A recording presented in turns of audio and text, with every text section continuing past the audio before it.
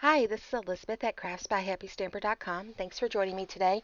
Today's card is my design team submission for the Can You Case It color challenge, which is black, white, and red.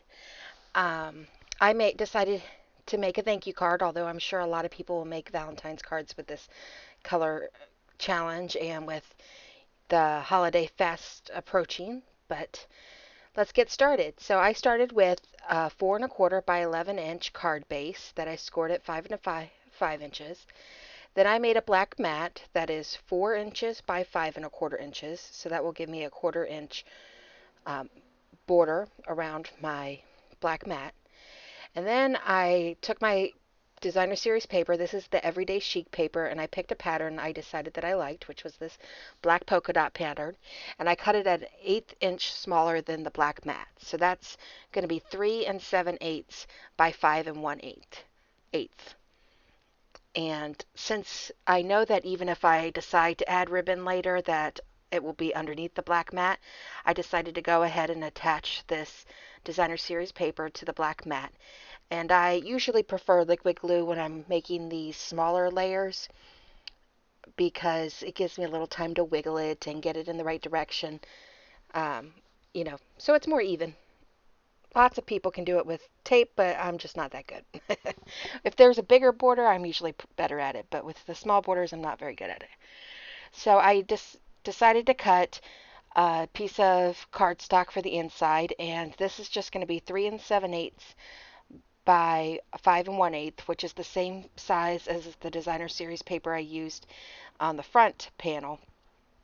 But I haven't decided exactly what to do with this paper yet.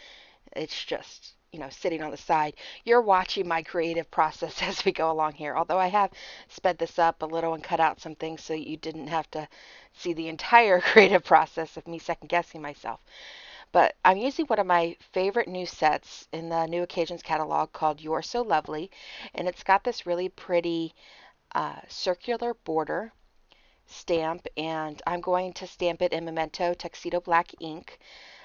You can use any black ink. This is just my favorite black ink right now. And you actually don't need the foam mat for this kind of stamp because it's not very filled in, but I went ahead and used it anyways. So I've got the tuxedo black ink there with the circle that's going to frame my sentiment. And then I'm going to stamp the thank you. I think it says you wonderful thing you sentiment in real red. But since this is a photopolymer stamp, it will stain. But in order to condition the stamp, the first time I use it, I stamp with Versamark once on scratch paper, which you just saw me do. I clean it and then I stamp with the real red. And then when I clean it after the real red, the photopolymer stamp won't be quite as stained as it would have been if I just stamped directly without conditioning the stamp first. So I'm trying to line it up in the center, which is why you see the top of my head. I'm sorry for that, but there you go. Thank you, you wonderful thing, you, is what it says, which I think is a sweet sentiment. And then I cleaned the stamp, and you can see just that briefly there that it gets pretty clean. Now I realized that in order for the inside sentiment that I also want to matte that in black, so I cut a 4 by 5 1/4 inch black mat for that. And this is a repeat stamp. It's made so that it can be stamped repeatedly and continue the same pattern. And I'm going to stamp it in real red also on the inside panel. So I also conditioned it with Versamark before I began stamping. So this is going to be very simplistic. It just gives a little bit of interest to the inside. I like the inside of my cards to have something inside at least, if not a second part of the sentiment, then at least some sort of design. So I just did a vertical stripe up the left hand side. And now I'm going to attach the inside panel to its black mat, which is going to match the same sort of setup that I had for the front panel. And then because I have a bigger border between the black mat and the inside card base of a 1/4 inch, I'm going to use snail just because I don't know why, but I really like to use snail whenever I can use snail. But I'm pretty good at lining up the big borders, not so much the little borders on my own. So you can see me now, I'm just attaching the inside panel to the card base. And then I'll use my bone folder to crease the top of that. So I wasn't sure exactly if I wanted to use a punch or the circle framelits to cut this out. First I thought I was going to use the 2.5-inch punch, but the border seemed really big. So I actually cut out a 2.5-inch black um, circle with the punch that you could see up there at the top, and for some reason I didn't get that on camera.